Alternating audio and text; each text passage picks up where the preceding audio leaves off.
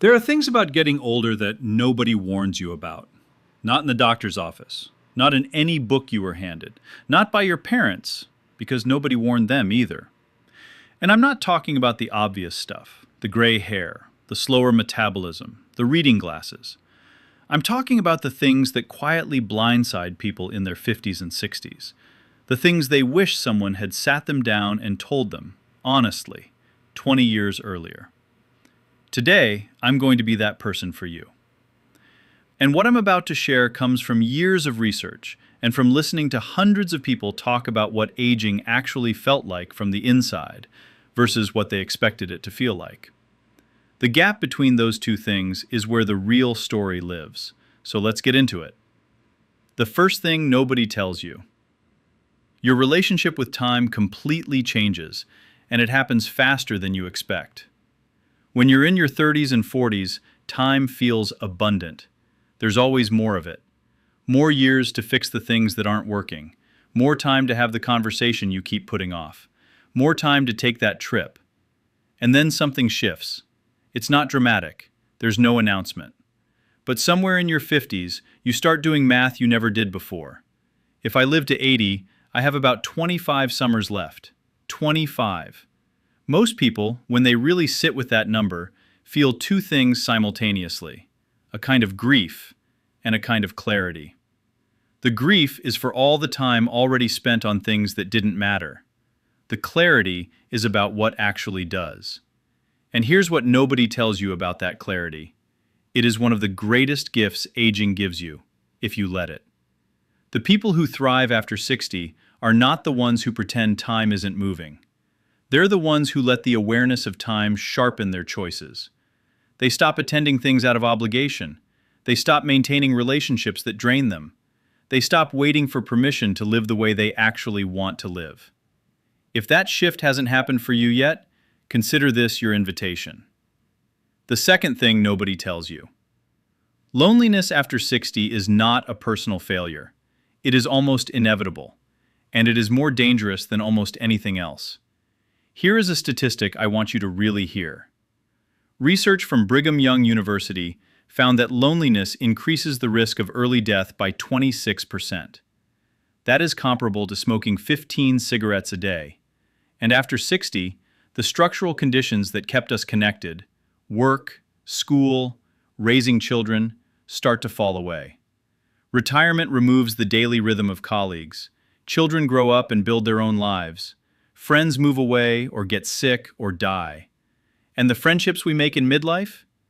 Research shows they are genuinely harder to form than the ones we made when we were young and thrown together by circumstance. Nobody tells you this. So when it happens, when the social world gets quieter and quieter, people assume something is wrong with them. Nothing is wrong with you. But you do have to be intentional in a way you never had to be before. Friendships after 60 do not happen by accident. They require showing up, repeatedly, to the same places and the same people, until something takes root. A class, a club, a volunteer role, a faith community, a walking group. The form doesn't matter. The showing up, consistently, does. The third thing nobody tells you. Your identity will go through a quiet crisis, and most people have no framework for it. Think about how you have described yourself for the past 3 decades, probably through your roles. I'm a nurse, I'm a mother, I'm a manager, I'm a wife. These roles gave you structure, purpose, a sense of knowing who you were and where you fit. And then, one by one, they shift. The career ends or changes. The children leave. The marriage evolves or ends. The body you identified with for 50 years starts behaving differently. And if your entire sense of self was built on those roles, their loss can feel like a kind of erasure. Psychologists call this a late-life identity crisis. And unlike the midlife crisis, which popular culture has at least given us a name and a narrative for, this one tends to happen in silence. People don't talk about it. They just feel vaguely lost, vaguely purposeless, vaguely like a version of themselves they don't quite recognize. If that sounds familiar, I want you to know something. That feeling is not the end of something. It is the beginning of the most important question you will ever answer about yourself. Not who have you been, but who do you actually want to be now that you get to choose? Some people find the answer quickly. Others take years. Both are okay. The only wrong answer is refusing to ask the question. The fourth thing nobody tells you. Grief after 60 is cumulative, and it is unlike any grief you have experienced before. When you are young and you lose someone, the grief is singular, enormous, but singular. After 60, loss tends to arrive in waves, and it compounds. A parent, then a friend, then a sibling, then a spouse, then another friend, then the version of your own body you used to have, then the future you had imagined. Each loss on its own might feel manageable, but grief that is never fully processed has a way of accumulating in the body, in the nervous system, in the way you hold yourself, in the way you approach each new morning. And what most people are never told is this: there is no timeline for grief. There is no getting over it. There is only integration, learning to carry what you have lost while still moving forward. The people who age most gracefully are not the ones who have avoided loss.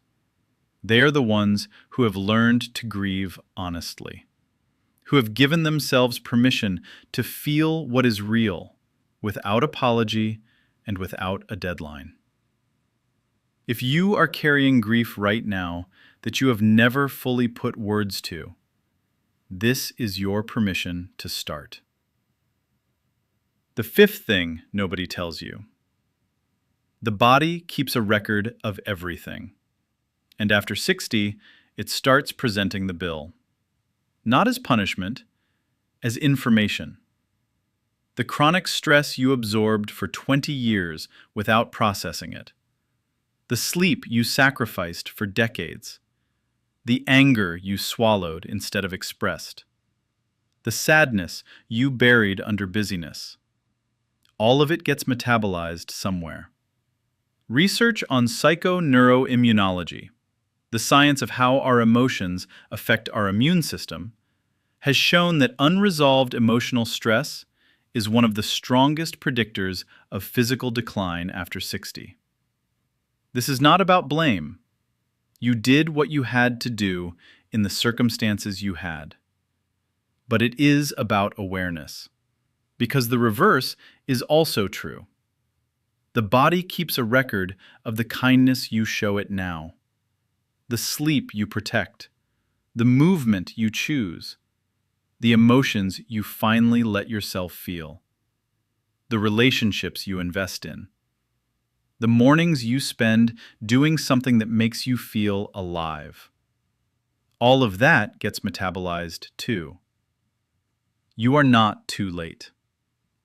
The research on neuroplasticity, the brain's ability to change and adapt, shows clearly that the choices you make in your 60s, 70s, and beyond have a profound impact on your health, your cognition, and your quality of life. You do not just have years ahead of you. You have the chance to make them the most intentional, the most honest, and in many ways, the most meaningful years of your life. So here is what nobody told you until today. Time will sharpen your priorities if you let it. Loneliness is structural, not personal, and it requires intentional effort to push back against it. Your identity is not your roles. It never was. You are allowed to rediscover who you actually are.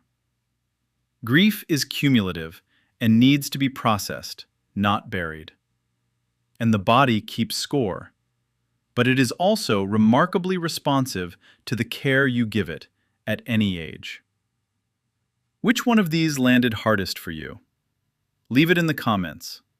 I mean that. I read every single one, and your answers shape what I make next.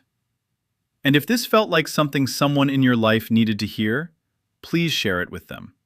Because this is the conversation we should have been having all along. I'll see you in the next one. Take care of yourself. You've earned it.